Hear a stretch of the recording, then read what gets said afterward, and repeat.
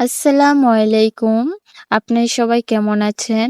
আমিও আল্লাহর রহমতে ভালো আছি। আমার ভিডিওটি কাছে কিংবা দূরে, দেশ কিংবা দেশের বাহিরে যারা দেখছেন তাদেরকে অসংখ্য ধন্যবাদ।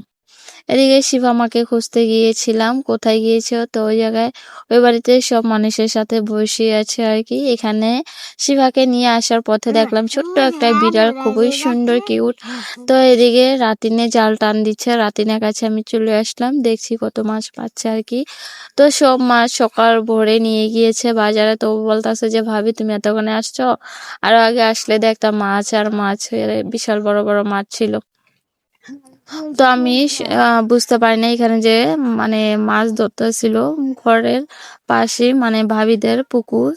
তো কোনো শব্দ পাই নাই মাছ ধরার। তো এখানে আবার মা নেমে পড়লো শামুক টোকানোর জন্য, হাঁসের জন্য। তো এগুলা হাঁসের খাবার, কয়েকদিন চলে যাবে। তো মার টোকাচ্ছে, আমি একটু ভিডিও করে নিলাম। তো আমিও টোকাই নিয়েছি। তো এই যে দেখেন এক ট্রে আমরা, আমার শ্বশুর, আমি, আমার শাশুড়ি মা টোকাই নিলাম। তো বাবা বেশি টোকাইতে পারে নাই, যেহেতু বয়স হয়েছে, তার উপর বাবার শরীর তেমন ভালো না।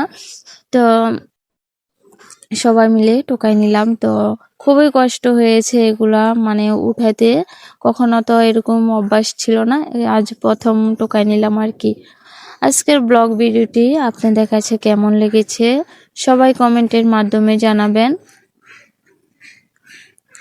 এদিকে হঠাৎ করে চোখে পড়লো পাকা একটা পেঁপে শামুক টোকানোর পর। তো এই পেঁপেটা আর রাখবো না গাছে, তো গাছ থেকে পেঁপেটা পাইটা নিলাম। পেঁপেটা পাকনা টলটলে ছিল, এখনই নিয়ে খাওয়া যাবে।